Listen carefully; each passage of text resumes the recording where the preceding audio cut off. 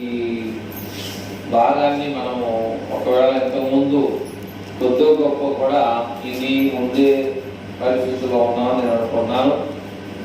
ఈ విషయాలు ఎవరైనా విన్నారు ఇంతకుముందు? ఈ 13వ అధ్యాయంలో మనం ఇంతకుముందు విన్నామనేటువంటి విషయాల్ని నేను ఆలోచిస్తున్నాను. అయినప్పటికీ కూడా దీనిలో ఉన్నటువంటి విషయాలను కూడా మనం జ్ఞాపకం చేసుకోవాలి. ఇక్కడ విద్వాని యొక్క ఉపమానం గురించి మాట్లాడుతున్నాడు. అర్థమైందా? విద్వాని యొక్క ఉపమానం అంటే ఏంటి? ఉపమానము అంటే మీకు అర్థం తెలుసా? ఉపమానం అంటే దానికి అర్థం ఏంటంటే ఉదాహరణ. అంటే ఒక మాట చెప్పినప్పుడు అర్థం కాకపోతే దానికి అర్థమయ్యే రీతిలో బోధించడానికి ఇంకొక పద్ధతిలో చెప్తే అర్థమయ్యేదాన్ని ఉపమానము లేక ఉదాహరణ అనేటువంటి విషయాలు యేసు ప్రభువారు ఈ 4 సువార్తల్లో ఆయన 3.5 సంవత్సరాలు 3 సంవత్సరాలు 6 మాసాలు ఆయన బ్రతికినంత కాలం 4 సువార్తలు. వాటి మొదటిగా మత్తయి సువార్త, రెండవది మార్కు సువార్త, మూడవది లూకా సువార్త, నాలుగవది యోహాను సువార్త. 4 సువార్తల్లో ప్రజలకి అర్థమయ్యే రీతిలో ప్రజలకి తెలియటానికి ఉపమానాలు ఎక్కువగా బోధించినట్టుగా బైబిల్ గ్రంథంలో మనం చూస్తాం. అయితే ఇక్కడ 4 విత్తనాల గురించి మనకు తెలియజేశాడు. 4 విత్తనాలు అంటే ఒకటి కందిత్తమా, ఒకటి మినపిత్తమా, లేకపోతే ఇంకేమైనా విత్తనాలు, లేకపోతే చిక్కుడు విత్తనమా? ఏ విత్తనాల గురించి చెప్పాడు ఇక్కడ? అర్థమవుతుందా మీకు? ఏమన్నా నేను చెప్పేది విత్తువాని యొక్క ఉపమానం గురించి అన్నాడు. ఒక విత్తనం ఎక్కడ పడింది? త్రోవ పక్కన పడింది. ఇంకొక విత్తనం ఎక్కడ పడింది? రాతి నేల మీద పడింది. ఇంకొక విత్తనం ఎక్కడ పడింది? మొండ్ల తుప్పల్లో, మొండ పొద. ఇంకొక విత్తనం ఎక్కడ పడింది? అలాగా 4 విత్తనాల గురించి ఇక్కడ యేసు ప్రభువారు చక్కగా మనకు అర్థం అవడానికి ఉపమాన రీతిగా బోధిస్తా ఉన్నాడు. ఈ 4 విత్తనాల్లో ఏ విత్తనం పేరును మీరు చెప్పగలరా? చెప్తే దొరికి చెప్పాలి, లేదా స్వార్థం గారు చెప్పాలి. సీనియర్ సిటిజన్స్ అంటే బాగా ముందు నుంచి ఇప్పుడు అర్థం చేయలేడు కనుక ఈ 4 విత్తనాల్లో ఏ విత్తనం పేరన్నా ఉందా ఇక్కడ? అది విత్తనం పేరు నేను అడిగింది. మంచిదంటే మంచివాడంటే ఎట్లా? చాలా బాగా చెప్తాడు వాక్యం. అంటే ఎట్లా? ఏం చెప్తున్నాడు? బాగా ఆయన చాలా చెప్తాడు, బాగా చెప్తాడు. అది ఏం చెప్తున్నాడు అంటే మంచి విత్తనం అన్నా ఏ విత్తనం అది? ఆయన బాగా వాక్యం చెప్తాడు అంటాడు. ఏ వాక్యం? అర్థమవుతుందా స్వార్థం గారు? అదే వాక్యం అంటే ఏంటిది? అర్థమైంది. వాక్యంలో రకాలు ఉన్నాయి. విత్తువాని ఉపమానం గురించి ఉంది, 10 మంది బుద్ధి కలిగిన కనిగల గురించి ఉంది, లేదనుకుంటే ఆయన పేరేంటి కొట్టి జక్కయ్య గురించి ఉంది. రకాలైనటువంటివి ఉన్నాయి అన్నమాట. ఇక్కడ ఏ విత్తనం పేరు గురించి రాయిలా. మరి ఎందుకు చెప్పాడు? ఎవరి గురించి చెప్పినా అర్థం చెప్పింది అన్నమాట. పాయింట్ అక్కడ ఉంది. 4 రకాలైనటువంటి మనుషుల గురించి బోధ చేస్తా ఉన్నాడు. అర్థమైందా? 4 రకాలైనటువంటి మనుషుల గురించి బోధ చేయడానికి చాలా రకాలైన మనుషులు ఉన్నారు. కానీ ఏంటంటే 4 విత్తనాల గురించి సింపుల్ గా తెలియజేసాడు ఆయన. ఇక ఒక విత్తనం ఎలా ఉంది? ఫస్ట్ విత్తనాల గురించి మనం తెలుసుకుంటే మీకు 18 వచ్చిన నుంచి వస్తే అక్కడ మనకు క్లారిటీ వస్తుంది అన్నమాట. 18 వచ్చిన నుంచి మనం చదివితే అక్కడ ఫస్ట్ విత్తనం అనేది ఎలా ఉంటది? విత్తువాని గురించిన ఉపమాన భావం వినుడి. ఎవడైనను రాజ్యమును గురించిన వాక్యము వినియు గ్రహింపక ఉండగా దుష్టుడు వచ్చి వాని హృదయంలో విత్తబడిన దానిని ఎత్తుకొని పోవడు. త్రోవ పక్కన విత్తబడిన వాడు వీడే. త్రోవ పక్కన పడినటువంటి వాడు వీడే అంటే ఏంటంటే విత్తువాని కూర్చున్న ఉపమాన భావం వినండి అన్నాడు. ఎవడైనా రాజ్యంలో కూర్చున్నటువంటి వాక్యము విని గ్రహింపక ఉండగా దుష్టుడు వచ్చి వాని హృదయంలో విత్తబడిన దాన్ని ఎత్తుకొని ఫస్ట్ విత్తనం అనేది ఇది. నేను మీకు చాలా సార్లు చెప్తున్నాను. ఏమని చెప్తున్నాను? రాజ్యం అనే దాని గురించి చెప్తున్నాను. అర్థమైందా? రాజ్యము, శక్తి, మహిమయు ఇవన్నీ కూడా ఎక్కడ ఉన్నాయంటే దేవుల్లోనే ఉన్నాయి. అంటే రాజ్యం అంటే అర్థం ఏంటి అనే దాని గురించి కూడా మీకు చాలా సార్లు మీకు వివరించా. రాజ్యం అంటే ఏమనుకున్నాం? రాజ్యాన్ని ఏం పోల్చొచ్చు? సంఘాన్ని పోల్చొచ్చు. రెండవది పరలోక రాజ్యాన్ని కూడా పోల్చుకోవచ్చు. అంటే రాజ్యం అనగా ప్రభు శరీరం, రాజ్యం అనగా పరలోకం. ప్రభు సంఘం అనేటువంటి రాజ్యంలో ఉన్నట్లయితే పరలోకానికి ఆటోమేటిక్ వెళ్ళిపోతాం. కరెంట్ ఎప్పుడైతే ఈ బాక్స్ లోకి వచ్చిందో ఆటోమేటిక్ నా దగ్గరికి వస్తుంది కరెంటు. ఎప్పుడైతే కరెంట్ ఈ బాక్స్ లోకి రాలేదో మైక్ మాట్లాడదు. అట్లాగా నువ్వు చెప్పినట్టుగా సంఘం అనేటువంటి రాజ్యంలో నువ్వు ఉన్నట్లయితే ఆటోమేటిక్ గా నేనే మార్గమును అంటున్నాడు. నా ద్వారా తప్ప ఎవడు కూడా పరలోక రాజ్యానికి చేరలేడు, వెళ్ళలేడు. నేనే మార్గము, నేనే రాజ్యాన్ని, శక్తిని, మహిమను కూడా నా దగ్గరే ఉన్నా.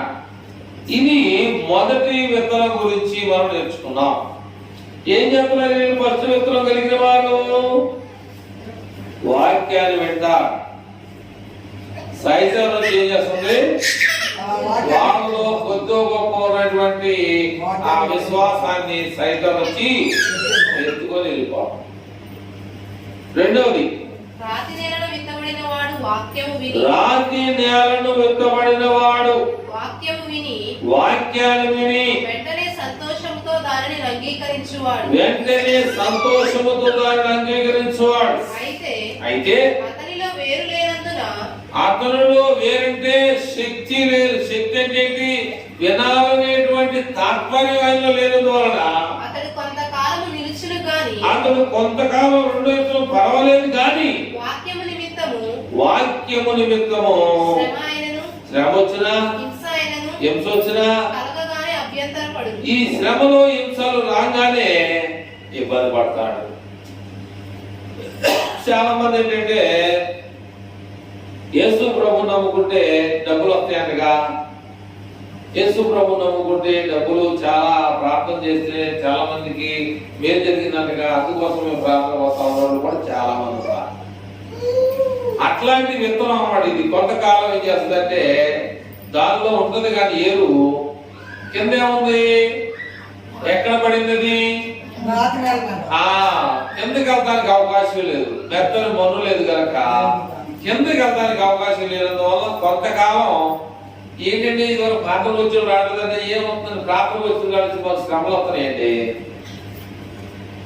ఎప్పుడన్నా దగ్గర మేము వింటూ ఉంటాం. ఎందుకంటే అనేక ఊర్లు వెళ్తూ ఉంటాం కనుక అనేక సార్లు అనేక రకమైన సేవకులు చెప్పేటువంటి విషయాలు వింటూ ఉంటాం కనుక ఏమోనండి ప్రార్థనకు వచ్చినప్పుడల్లా మా ఇంట్లో సరిగ్గా బాగోట్లేదు, అందుకని మేము ఏం చేయాలంటే వస్తాం అనుకుంటూ ఏం చేయాలి? ఆగిపోయి.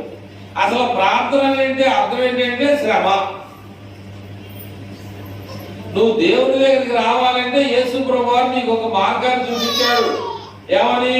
మొదటి నిన్ను కొడతారు, నిన్ను సిలివేస్తారు, నీ మీద ఉమ్ములుస్తారు, నిన్ను అనేక రకాలుగా తిడతారు, అనేక ఆటుపోట్లు నువ్వు భరించగలిగితేనే క్రైస్తవుడు అవుతావు. అంతేగాని ఏదో వాళ్ళు వెళ్తున్నారు నేను కూడా వెళ్తున్నాను అని వెళ్తే మనకేం లాభం రాదు. ఇది ఖచ్చితంగా విత్తువాని గొప్పవానం అంటే విత్తనాల గురించి, కందిత్తుల గురించి, లేదనుకుంటే ఆ శనగలు బాగుపడుతాయి అని, లేకపోతే కందులు బాగుపడుతాయి అని గురించి ఇక్కడ చెప్తున్నా. ఎవరి గురించి చెప్తున్నాను ఈ విషయాలు?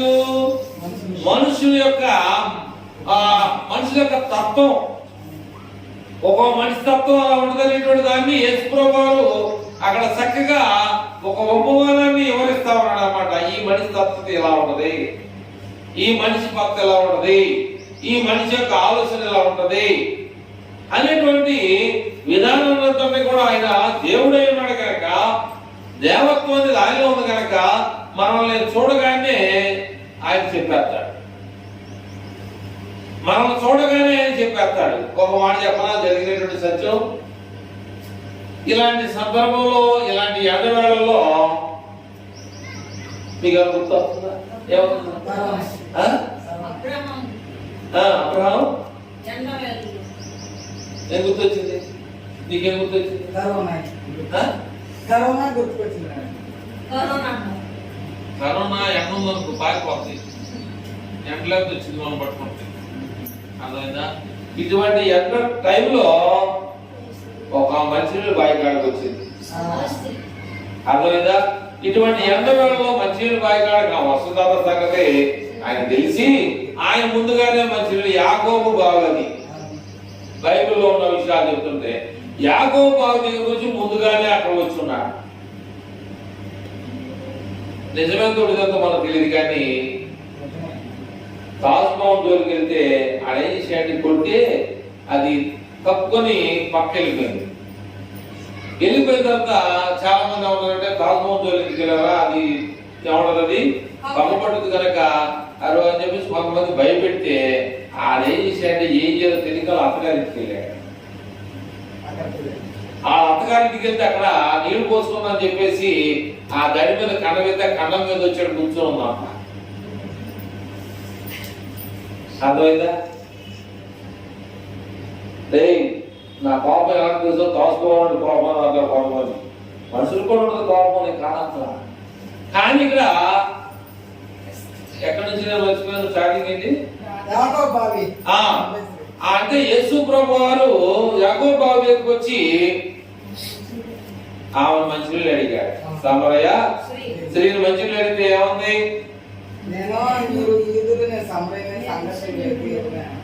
అది తెలియాలి, తెలియకపోతే ఏదో మొత్తం అర్థం కాదు.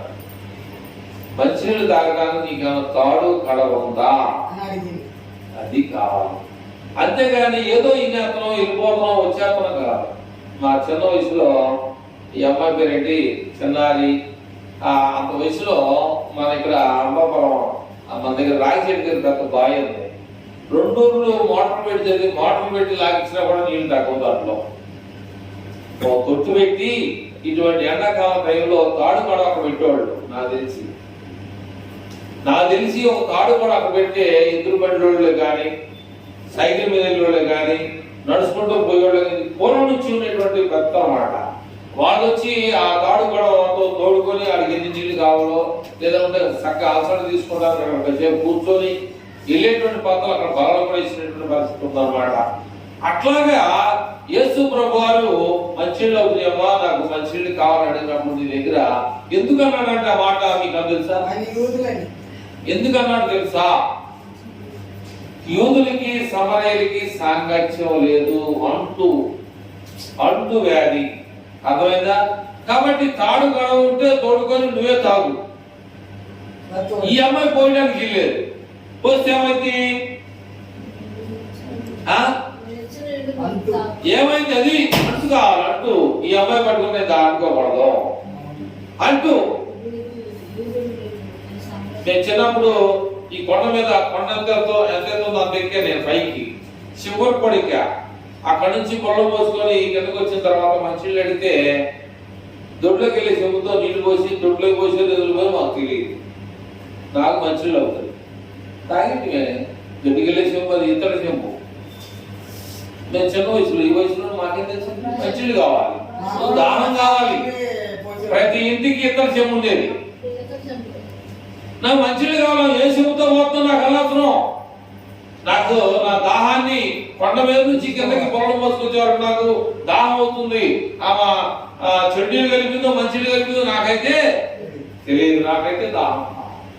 కనుక అప్పుడు యేసుప్రభు వారు మాట అన్నాడు, తాడు కడ కావాలన్నమాట మా మంచిదే కానీ ఈ బావిలో నీళ్ళు తాగినోడు మళ్ళా మంచినీళ్ళు కావాలని అడుగుతాడు. కానీ నేను కానీ నీకు మంచినీళ్ళు కానీ ఇస్తే నీకెన్నడూ నీకు అది కావాలి. మనకి ఈ బావిలో నీళ్ళు తాగుడు మళ్ళీ మంచినీళ్ళు కావాలని అడుగుతాడు, కానీ నేను ఇచ్చే నీళ్ళు కానీ తాగినట్లయితే నీకెన్నడూ. అయితే నేను వెళ్ళి మళ్ళీ నువ్వేంటో విచిత్రం చెప్తున్నావు, ఇంటికెళ్ళి మా పెరుడిని పిలుచుకొస్తానని చెప్పేసి అన్నట్టుగా బైబిల్లో ఉంది. ఆయన ఏమన్నాడు, అప్పుడున్న పెరుడి వాడు పెరుడి కాడు, అయితే నీకు 5 మంది భర్తలు.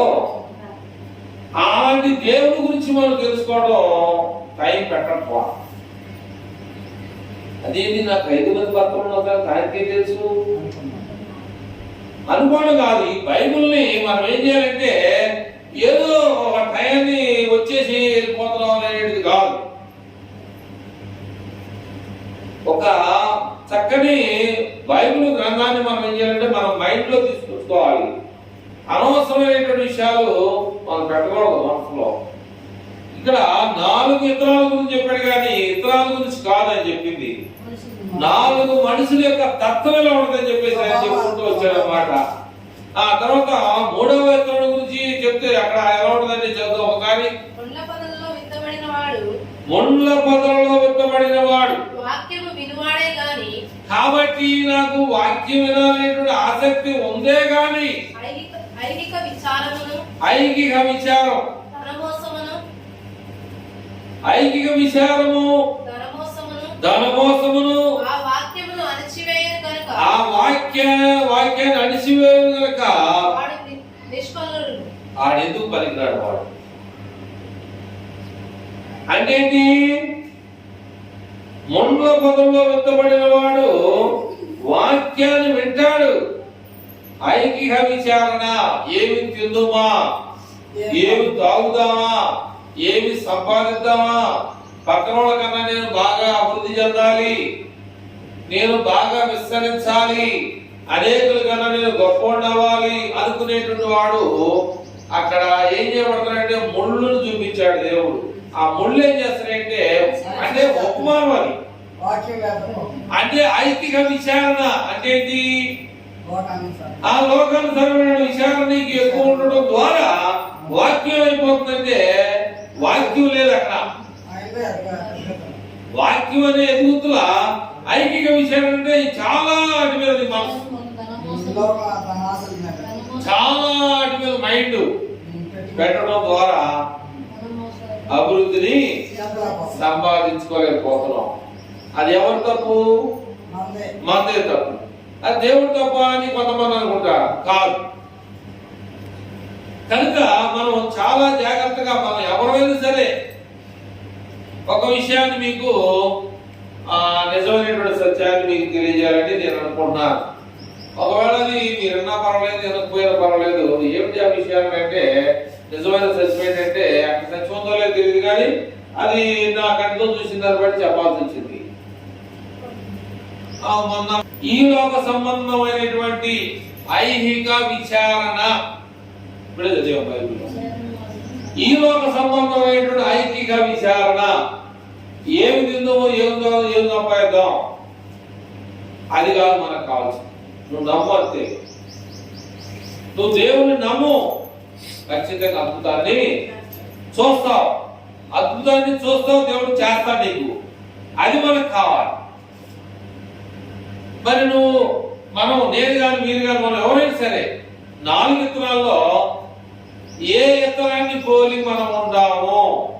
మంచి నేల మీద పడిన విత్తనం లాగా ఉండావా, లేక ముండ్ల తుప్పలో పడినటువంటి విత్తనం లాగా ఉండావా, లేక రాతి నేల మీద పడినటువంటి విత్తనం లాగా మనం ఉండావా, లేదా దాని పక్కన పడినటువంటి విత్తనం లాగా మనం ఉన్నావా? ఏ విత్తనాన్ని పోలి మనం ఉన్నాము ఈ లోకంలో అనేటువంటి విషయాల్ని మనం ఆలోచన చేయాలి.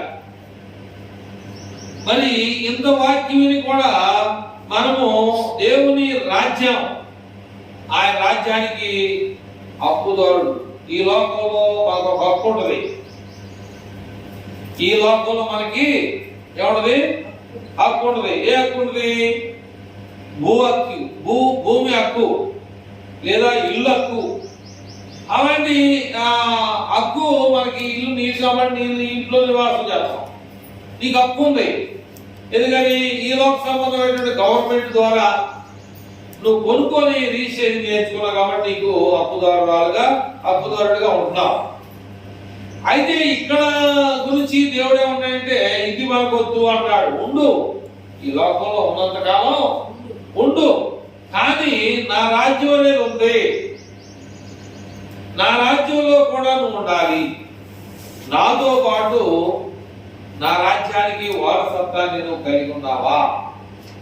నువ్వు కొన్ని లక్షలు పెట్టి ఇల్లు కొనుక్కొని రిజిస్ట్రేషన్ చేసుకొని ఆ ఇంట్లో నాది అని బల్లగుద్ది చెప్పగలుగుతున్నావు.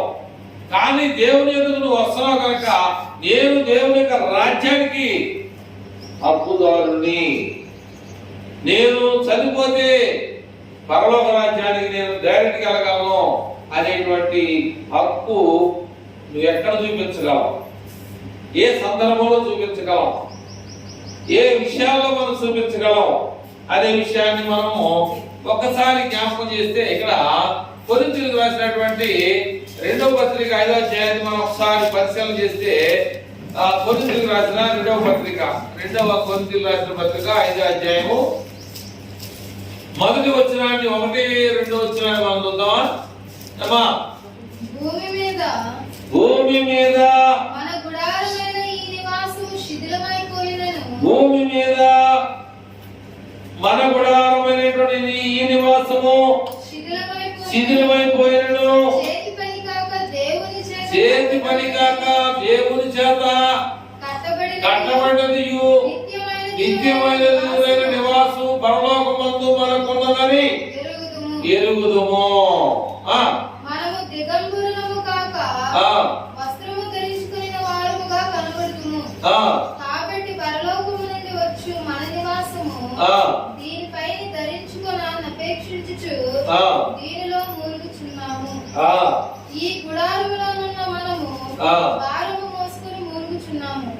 ఇది తీసివేయవలనని కాదు గాని మర్త్యమైనది జీవము చేత మృంగివేయబడినట్లు ఆ నివాసమును దీనిపైన ధరించుకొని కోరుచున్నాము. దీని నిమిత్తము మనలను సిద్ధపరిచిన వాడు దేవుడే. కాబట్టి ఇక్కడ బ్రతుకున్నంత కాలం ఉండాలి, ఇది కూడా అవసరమే. కానీ ఇదేంటంటే ఏమంటారు దీన్ని, కనుమరుగైపోద్ది. ఏది ఈ నివాసం ఏమైంది? కనుమరుగైపోద్ది. అంటే కనుమరుగంటే ఏంటి? కనపడకుండా పోయి. ఎప్పుడు? రెండవ రాకడలో వచ్చినప్పుడు ఈ నివాసం ఈ భూమి మీద అన్ని కూడా ఏమైపోతాయి? శిథిలం అయిపోతాయి అన్నాడు. అవునా? అక్కడ ఏమైపోతాయి? అన్ని కూడా శిథిలం అయిపోతాయి అన్నాడు. కాబట్టి ఇది ఇక్కడ ఉండాలి. దీని మీద ఉంటూ మనం ఏం చేయాలంటే మనం ఒక విషయాన్ని ప్లాన్ చేసుకోవాలి. ఏంటంటే ప్లాను, అత్తింట్లో ఉంటూ డబ్బు సంపాదించుకొని సొంతలు కొనుక్కోవాలి. అర్థమైందా? అత్తింట్లో కాపలు చేసుకుంటూ అక్కడ ఉండి డబ్బులు సంపాదించుకొని స్థిరమైనటువంటి పునాది కోసం డబ్బులు సంపాదించుకొని ఇల్లు కొనుక్కొని సొంత ఇంట్లో మనం నివాసం ఉండాలి. అదే అద్దోడు అనుకో, వాడు ఏం చేస్తాడు? మనకి సమయం మంచి టైంలో మనం పిల్లలు పెళ్లి చేసే టైంలో ఇంకో 10 రోజులు పెళ్లి ఉంది నాకు పిల్లకి, ఆడొచ్చి ఖాళీ చేయమన్నాడు అనుకో, ఎట్లా ఇబ్బంది అయిపోతాం. అట్లాగా దీంట్లో ఉండొచ్చు, తప్పులేదు. కానీ మనం స్థిరమైనటువంటి పునాదిని మనం ఏం చేయాలంటే ఈ లోకంలో సంపాదించుకోవాలి. తర్వాత పరలోకంలో అసలైనటువంటి పునాది అది.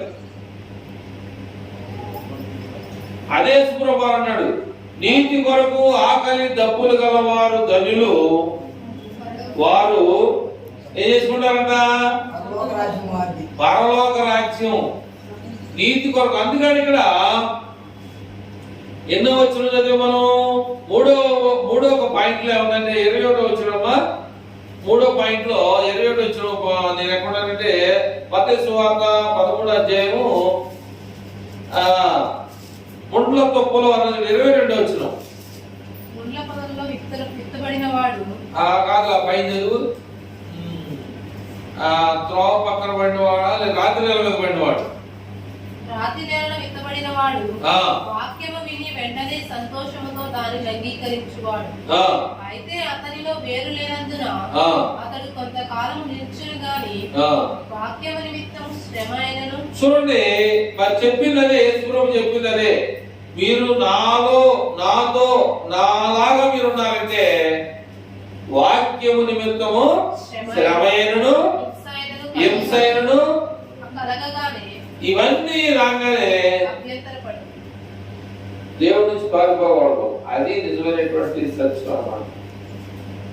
యేసు ప్రభు వారు మనకేం చేశారంటే మాదిరి అంటే ఏంటి? నమూనా అంటే ఏంటి? ఇలా జరుగుద్ది.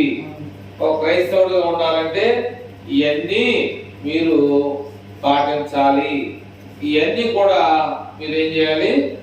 మొయ్యాలి. అంతేగాని అంతలో కనపడి కొంతలో మాయమైపోయే ఆవిరి వంటి దాన్ని బ్రతుకనేటట్టుగా మనం ఉండకూడదు. కాబట్టి ఇక్కడ అనేకమైనటువంటి ఒక దేవుని కలిగినటువంటి వాడిగా, దేవుని బిడ్డగా నువ్వు నడవాలని కోరుకున్నట్లయితే ఆయన శ్రమలో నువ్వు ఖచ్చితంగా పాల్గొనవలసి. అది దృష్టిలో పెట్టుకొని దేవుని దగ్గరికి మనం రావాలి. అంతేగాని దేవుని నమ్ముకుంటే ఆయన మనకేదో ఇచ్చేస్తాడు, దేవుని నమ్ముకుంటే మనకి ఏది ఇచ్చేస్తాడు, కానీ ఎవడంటావా? ఇస్తాడు. ఎప్పుడు ఇస్తాడు? ఎప్పుడు ఇస్తాడు మనకు తెలియాలి. ఎప్పుడు ఇస్తాడు? మీకు చెప్పి ఇబ్బందికరంగా ఉంటూ ఉండొచ్చు, కానీ చెప్పాల్సి వస్తుంది. ఏంటి ఆ విషయం అంటే, నిజంగా దావీదు చాలా విశ్వాసపరుడు, గొర్రెలు కాసుకుంటూ ఉన్నాడు. కానీ దేవుడు సేవకుడైనటువంటి ప్రవక్తైనటువంటి సమూయేలు ఆయన మీద చేతులించి ఆశీర్వదించాడు. సమూయేలు ప్రవక్త ఆయన ఇంటి మీద చేతులించి తైలం పోసి ఆశీర్వదించాడు. గొర్రెలు కాసుకునేటువంటి వాడు ఎంత గొప్పవాడయ్యాడో చెప్పడానికి నా వల్ల కాదు. మన దేవుడు విడిచిపెట్టడం. కానీ నువ్వేం చేయాలి? దానియేలు మీకు దానియేలు అంటే చూశాడు కాదు, ఆయన తీసుకెళ్లి సింహాల భూమిలో పడతామన్నా కూడా లెక్క చేయాల. ఆయన నమ్మిన దేవునికి ప్రార్థన చేశాడు, కానీ ఈ లోకంలో మనుషుల్ని ఎవరిని కూడా భయపడదు. వాళ్ళకి కాబట్టి రాజుల దగ్గర ఏమంటారు? పరిస్థితి తీసుకొని అనేక మంది భట్లు ఉంటారు. ఎంతమంది వచ్చినా కూడా దానియేలు లెక్క చేయాల. కానీ దానియేలు మంచివాడు అన్న సంగతి ఎవరు తెలుసా? మీకు తెలుసా? దానియేలు మంచివాడు అనే సంగతి మీలో ఎవరికైనా తెలుసా? దేవుడికి అసలు ముందే తెలుసు. దేవుడు తెలియకపోతే ఎవరు తెలిసింది? రాజు బాధపడుతున్నాడు. రాజుకి తెలిసి ఏం చేశాడు తెలుసంటే, 120 మంది సైన్యాధిపతుల్లో మెయిన్ పాత్రగా వహించాడు ఆయన్ని. బైబిల్ ఒళ్ళకి వెళ్ళిపోతుంది, నాకు పాత్ర నిబంధనలోకి వెళ్ళిపోతుంది. అంటే నీ పన నిలబడితే మా పనులు నీకు నమస్కారం చేయాలన్నట్టు నాకు వచ్చేసింది ఆటోమేటిక్. అంటే నీ పని నిలబడిందంటే అట్టగా అని నీకు నమస్కారం చేయాలి మేము, అంతేనండి. అంటే నీ పనం నిలబడిన నాకు కళ వచ్చింది, నా పని నిలబడుతుంది, మీరందరూ మీ పనులేమో నా పనికి నమస్కారం చేసినట్టు వచ్చింది. అంటే నువ్వు మా మీద పయ్యోడువా? చాలా మంది కోరుకునేది ఏంటంటే అధికారాన్ని కోరుకుంటారు, తగ్గింపు కోరుకునేవాడు ఉంటాడా? చాలా తక్కువ, అరుదు. తగ్గించుకునేటువంటి తత్వం చాలా మంది తక్కువ ఉన్నది. కానీ ఇక్కడ దేవుని వాక్యం ఏం చెప్తుందంటే, ఒక మాట చదువుమా, 9వ వచనంలో ఒక మాట అంటున్నాడు. ఆగాగు, 8-9 చదువు ఒకసారి. కొన్ని ఇది మత్తయి సువార్త 13:9. చెవులు గలవాడు 8-9. కొన్ని మంచి నేలలు పడి ఒకటి నూరంతులుగాను, ఒకటి 60 ఒకటి 30 ఫలించెను. చెవులు గలవాడు వినుగా కానీ చెప్పాను. అంటే నాకు చెవులు ఉండే మరి మీకునే లేవు తెలియదు. అంటే ఇక్కడ యేసు చెప్పే మాట ఏంటంటే ఎవరు చెప్తున్నాడు ఈ విషయాలు? ఎవరు చెప్తున్నాడు? ఫస్ట్ చదువు 11వ అధ్యాయం స్టార్టింగ్. యేసు ఇంటి నుండి వెళ్ళి సముద్ర తీరమున కూర్చునేది. బహు జన సమూహములు తన యొద్దకు కూడి వచ్చినందున ఆయన దోరయ్యకి కూర్చునేది. ఆ జనులందరూ ధరణి నిలిచి ఉండగా ఆయన వారిని చూచి, అంటే అక్కడ జనం ఉన్నారు, 12 మంది శిష్యులు కూడా ఉంటారు. వాళ్ళను ఉద్దేశించి ఆ మాట చెప్తా ఉన్నాడు అన్నమాట. 10వ వచనం చదువు ముందుకెళ్దాం. 10వ వచనం వాళ్ళు ఉపమానం విన్నారు కదా. విన్న తర్వాత వాళ్ళకి ఏం కలిగిందంటే నువ్వు చెప్పిన ఉపమానం ఏంటి? కొన్ని రాజధాని మీద పడతాయి అన్నావు, కొన్ని ఏమో ముళ్ళకొమ్మలో పడతాయి అన్నావు, కొన్ని ఏమో దారి పక్కన పడతాయి అన్నావు, కొన్ని ఏమో మంచినీళ్ళ మీద పడతాయి అన్నావు కదా. అసలు దాని యొక్క భావం ఏంటి? ఆ భావం మాకు అర్థం కాదని చెప్పేసి అప్పటికప్పుడే వాళ్ళ మనసులో ప్రేరేపణ కలిగి ఉన్నారంటే, తరువాత శిష్యులు వచ్చి నీవు ఉపమాన రీతిగా ఎందుకు వారితో మాట్లాడుతున్నావని ఆయన అడుగా ఆయన వారితో ఇట్లా నేను పరలోక రాజ్య మర్మములు ఎరుగుట అనుగ్రహింపబడి ఉన్నది గాని 12 మందిగా ఉన్న మీకు తెలుసు గాని వారికి అనుగ్రహింపబడలేదు, వారికి తెలియదు. 12 మంది నాతో పాటు ఉన్నారు కనుక నేను ఏం చెప్పే విషయాలు రోజు ఉన్నారు కనుక మీకు తెలుసు కానీ వారికి అనుగ్రహింపబడలేదు. చూడండి ఇక్కడ ఏమన్నాయంటే కలిగిన, చాలా మంది నిజమైనటువంటి మాట సత్యం ఎవడన్నా నాకు తెలియదు కానీ దేవుడు కూడా చూడండి ఉన్నవాడికి ఇస్తారన్న మాట మీరు విన్నారు ఎప్పుడైనా? ఆ దేవుడు కూడా ఏంటో మరి ఉన్నోడికి ఎత్తాడు ఏంటి? అసలు ఆ దేవుడు న్యాయవంతుడు అంటావా? నా మాట నేను చేస్తానన్నా మరి మీరు విన్నారో లేదు నాకు తెలియదు. అది దేవుడికి అసలు న్యాయం ఉందా? అదే ఉన్నోడి దగ్గర తీసుకెళ్ళిస్తున్నాడు అనేటువంటి విషయాలు మనం ఎన్నో చోట్ల విన్నాం. ఏమన్నాడు అక్కడ? కలిగిన వానికి ఇవ్వబడును, అంటేగా దాని ఏమంటారు, ఇబ్బంది అంటూ లేదు, వాడికి ఇంకా సమృద్ధి కలుగును. లేని వానికి కలిగినది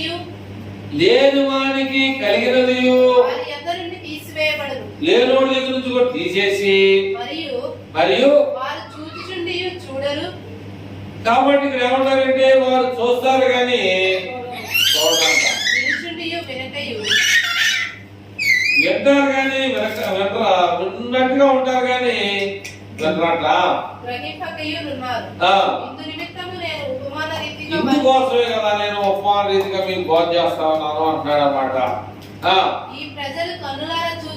ఈ ప్రజలంట కనులారా చూసి చెవులారా విని హృదయముతో గ్రహించి మనసు త్రిప్పుకొని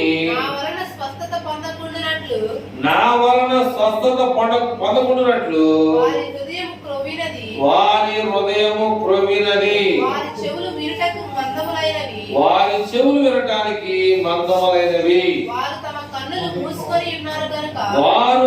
కన్నులు మూసుకొని ఉన్నారు గనక మీరు వినుట మట్టుకు విందురు గాని గ్రహింపరు, చూచుట మట్టుకు చూతురు గాని ఎంత మాత్రమును తెలుసుకొనరు అని యెషయా అనేటువంటి ప్రవక్త యేసు ప్రభువారు రాకముందే ఈ విషయాన్ని తెలియజేశాడు. ఆయన చెప్పిన మాట మరలా యేసు ప్రభువారు దాన్ని తిరిగి తెలియజేస్తా ఉన్నారు. ఒక మాట చెప్పి నా బాగా ముగించాలని ఆశ కలిగి ఉన్నాను. ఏమిటి ఆ మాట అంటే, యేసు ప్రభు వారు చనిపోయాడయ్యా, తిరిగి లేచాడయ్యా అని చెప్తుంటే నమ్మనంలో ఒక ఆయన ఉన్నాడు. ఎవరు తెలుసా మీకు? నమ్మనుడు తోమని ఆయన మెడ్రాస్ లో ఉన్నాడు. సమాధి మీద వెళ్ళినప్పుడు చూడండి, ఆయన పొడిచినటువంటి గాయంలో నేను చేపెట్టి చూస్తే తప్ప నేనైతే తిరిగి లేచిన సంగతి నేను నమ్మను అన్నాడు. మెడ్రాస్ అంటే మన తమిళనాడు రాష్ట్రంలో ఉన్నమాట, చెన్నైలో ఆయన సమాధం ఇప్పటికి. అట్లాగా ఈ వాక్యం ఈ ప్రజలు కనులారా చూసి చెవులారా విని హృదయంలో గ్రహించి మనసు తిప్పుకొని నా వలన స్వస్థత పొందకున్నట్లు వారి హృదయం ఏమైందంటే పోయిందంట. నేనేం చెప్పను, నేను చెప్తానికి నాకు అధికారం లేదు. బైబిల్ టు బైబిల్, సమాధానం బైబిల్ ద్వారా మనం తెచ్చుకోవాలి. అర్థం కాకపోతే ఉదాహరణ చెప్పుకోవాలి. అర్థం కాకపోతే చెప్పిన మాట నీ కోవిల్ కింద ఎక్కడ చెప్పేసి కొట్టుకుంటా చాలా మంది పిల్లలు అంటారు చూడు, అట్లాగే దేవుడు డైరెక్ట్ గా చెప్పేస్తాను. ఆయనకేమి భయపడాల్సిన అవసరం లేదు. ఎందుకంటే వాక్యం అయింది, ప్రజలు అయిన వాళ్ళు, ఈ లోకం అయింది. ఈ లోకంలో ఉన్న సమస్త శరీరులే గాని నేల మీద పాకే ప్రతి చెట్టు, సేవ, పురుగు, పుట్ర, తుప్పలు, బొప్పలు మొత్తం అన్ని కూడా దేవునివే. ఈ లోకంలో ఏది కూడా మనది కాదు. ఒకవేళ గవర్నమెంట్ ద్వారా నీ స్థలాన్ని రిజిస్టర్ చేసుకొని ఉంటే ఉండొచ్చామో, కానీ బైబిల్ ఏమన్నదంటే ఒక టైంలో ఈ లోకం అంతా శిథిలమైపోద్ది అంటున్నాడు. ఒక టైంలో ఈ లోకం అంతా కూడా శిథిలమైపోద్ది. కానీ భూమి మీద ఉన్నటువంటి ఈ నివాసం చేతి పని కాక నిత్యమైనటువంటి నివాసం ఎక్కడుందమ్మా? పరలోకంలో ఉందన్న సంగతి మనకి తెలియాలి. మరి నిజమెంతో అబద్ధం ఈ చెట్టులో తోటలో ఉన్న కాయలన్నీ తినవచ్చు. ఈ మధ్యలో ఉన్న చెట్టు కాయలైనా సత్తా ఉండదు, ఒకటే మాట కంటే. దాని జోలిపోయేవా ఆయన లాలుషి అనేది దాని దగ్గర ఉండదు. లాలుషి అంటే ఏంటి? నవ్వడంలో మాట చెప్పంటే ఏంటంటే నవ్వుతూ ఉంటారు కొంతమంది. అది కాదు, ఒకటే డైరెక్ట్ చెప్పాడు. ఈ తోటలో కాయలన్నీ తినవచ్చు. ఈ మధ్యలో ఉన్న చెట్టు కాయలు తిన్నావా? దినమున నిశ్చయముగా సత్యము కళాఖండిగా ఖచ్చితంగా దాంట్లో ఏ మాత్రము నారుడు ఎవరు అనేది తిన్న తర్వాత ఆదామా ఎక్కడున్నామంటే చెట్టు సాటు ఉన్నానన్నాడు. చెట్టు సాటు ఉండమని చెప్పింది ఎవరు నిన్నని చెప్పేసి అని అంటాడు. ఎందుకంటే ఆయన లోక అధికారి. ఆయనకి అది ఎవడరా? ఒక పెద్ద లోగిలీలు ఉంది, గేట్లో నుంచి కొడుతున్నాడు. ఎవడరా గేట్ కొట్టి తన కలిగి సీట్టాడు దగ్గర ఉంది. ఎందుకని 20 సెంట్లు స్థలం కొనుక్కున్నాడు, కట్టాడు. ఇల్లు అందంగా ఉంది, ఒళ్ళు అందంగా ఉంది, అందరూ అందంగా ఉన్నారు. ఎవడైనా వచ్చి గేట్ కొట్టడానికి పెయింట్ వేసిన రంగు పోయిందిరా, ఎవడరా నువ్వు గేట్ కొట్టేది అనగలిగే అధికారం ఆయన. అంతకన్నా గొప్పోడు మనం నమ్మినటువంటి మరి ఆయనకి మన హృదయం అంటే మీ హృదయం అంటే నా హృదయం ఇంట్లోదని కాదు, మా హృదయాన్ని ఇచ్చి ఆయన్ని మన సొంత రక్షకుడుగా అంగీకరించి ఆయన రాజ్యం అనేటువంటి సంఘంలో ముందుగా ఏం చేయాలి? ముందుగా మనం ఏం చేయాలి? ఉదాహరణ ముందు మనం ఏం చేయాలి? సరే మూత పరంగా ముందుగా మనం ఏం చేయాలంటే మీకు అంటే నాలో ఉన్నది మీకు తెలియదు కాబట్టి చెప్తా. ముందుగా మనం ఏం చేయాలంటే కనుక ఉట్టెక్కాలి. మీకు అర్థమయ్యే పాపం ముందుగా ఏం చేయాలి? ఉట్టెక్కాలి. ఉట్టెక్కాలంటే ఏంటి? సంఘంలో సభ్యురాలుగా చేర్చబడాలి. సంఘంలో ఎప్పుడైతే చేర్చబడ్డావో ఆటోమేటిక్ గా పరలోకానికి ఎక్కే మార్గాన్ని దేవుడు మనందరికీ చక్కగా అనుగ్రహిస్తాడు.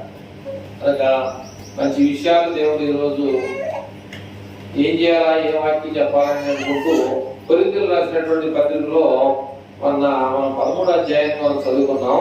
అది ప్రేమ గురించి ఉన్నది. ఆ ప్రేమ అనేది రెండు అక్షరాలు ఈ లోకాన్ని ఏమని చేయగలవు? ప్రేమ. ఈ ప్రేమ అనేటువంటి అక్షరాల్లో ఎంతమంది యోధానీయులు అవ్వచ్చు, పరుడు అవ్వచ్చు, ఎంత గొప్పవాడైనా సరే ప్రేమ అనేటువంటి అక్షరాల్లో అతను పడిపోయే పరిస్థితి ఉంటుందన్నమాట. కనుక ప్రేమటువంటి వల్ల మరి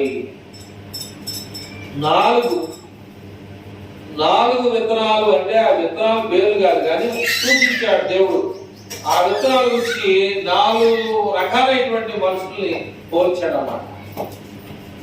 కష్టం వస్తే మనం దేవుని మర్చిపోతామా, లేదా మేలు జరిగితే దేవుల్లో ఉన్నామా? మనం ఏ విత్తనాన్ని పోలి మంచి నేల మీద పడిన విత్తనం ఎలా ఉంటుందంటే అది 300గా, 60గా, 30గా ఉంటుంది. అది ఏమంటాడంటే దేవుడు కలిగిన వారికే ఇస్తారంట. మళ్ళీ లేనోడు దగ్గర కూడా తీసి మనం ఖాళీ టైంలో ఎన్నో ముచ్చట్లు చెప్పుకుంటూ ఉంటాం. నీ ఇష్టం. నేను ముచ్చట్లు చెప్పుకుంటే నీకెందుకు నువ్వు అడగొచ్చున్నాను, నీ ఇష్టం. తర్వాత ఏదన్నా దేవుడు కీడు చేసిన తర్వాత అయ్యో అన్నా మొర్రు అన్నా ఏమీ. కానీ మనం ఈ లోకంలో దేవుడు అనేవాడు ఉన్నాడు అన్న సంగతి తెలిసిన వాడు దేవుడి దగ్గరికి వచ్చి కనీసం ఆదివారం అన్నా 1 గంట అన్నా మీరు ఈ లోకంలో వాళ్ళందరూ కూడా దేవుడికి ఆ గంట టైం ఇస్తారని ఇవ్వమని దేవుడు కోరుకున్నాడు. ఇస్తే మంచిదని దేవుడి సేవకుడిగా మేము కోరుకుంటాం. మీకు ఒకసారి చెప్పిన గుర్తుందా?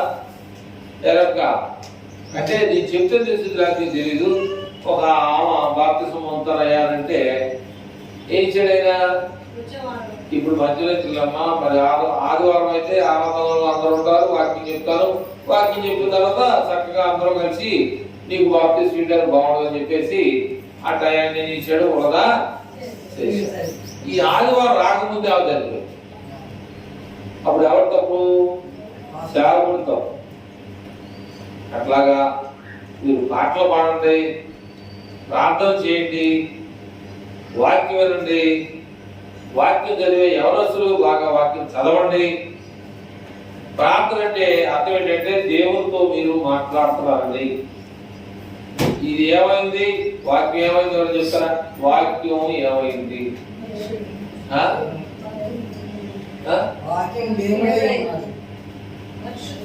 ఏమైంది? వాక్యం దేవుడు. నిజమేనా? నిజమేనా? నువ్వు వాక్యం చదువుతున్నావు అంటే నువ్వు దేవుడితో మాట్లాడుతున్నావు. యోహాను సువార్త 1వ అధ్యాయం చదివితే ఫస్ట్ స్టార్టింగ్ లో మాట్లాడుతున్నాం.